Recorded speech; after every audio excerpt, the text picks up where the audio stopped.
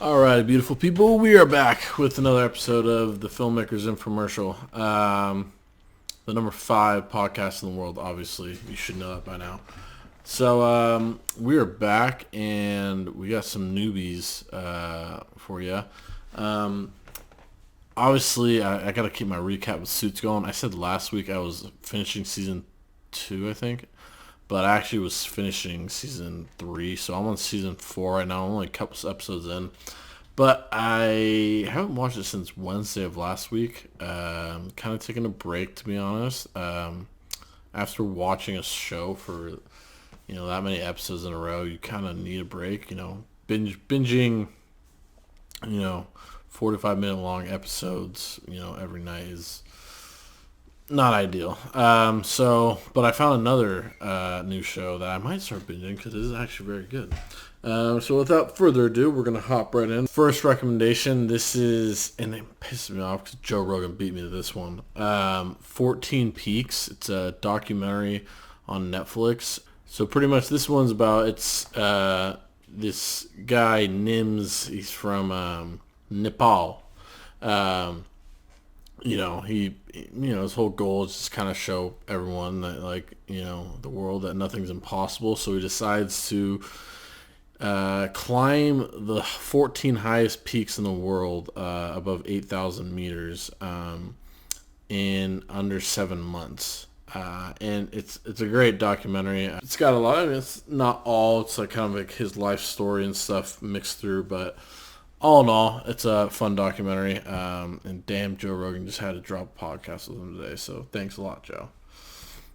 Next one is the show I told you that I just found out. My older brother and sister-in-law showed me this one, and I'm almost on season 1 of it. Homeland. It's a Showtime show, and this is pretty much this. It's an interesting show. It started in 2011. I believe it's over now, but Carrie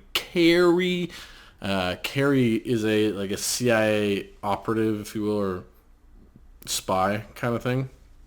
And she's kind of cuckoo sometimes, kind of cuckoo not.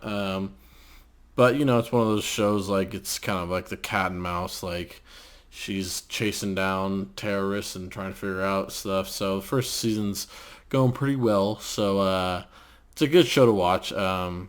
Obviously 2011, it starts off with kind of that Al Qaeda aspect of all kind of movies and TV shows that had to deal with war in that time frame. That's kind of what it was. So it's a good show. I mean, it's gonna be my new kind of binge while I'm taking a break from Suits. So recommend that. If you got the Showtime, you should run that one up.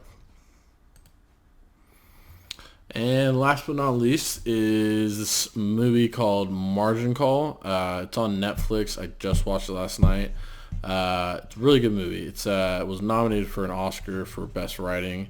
It's about pretty much this firm that obviously was buying during that kind of caused the '08 meltdown and recession. This firm had a lot of those mortgages.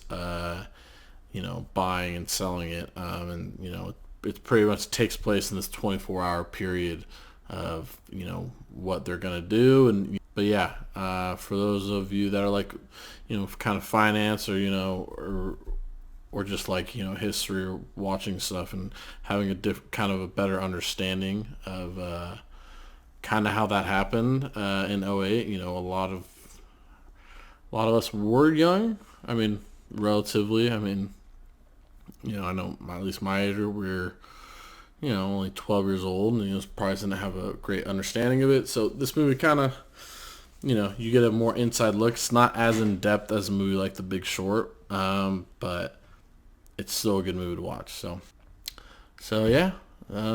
it for this week, guys. Like, comment, subscribe. I'll be back next week. All right, peace.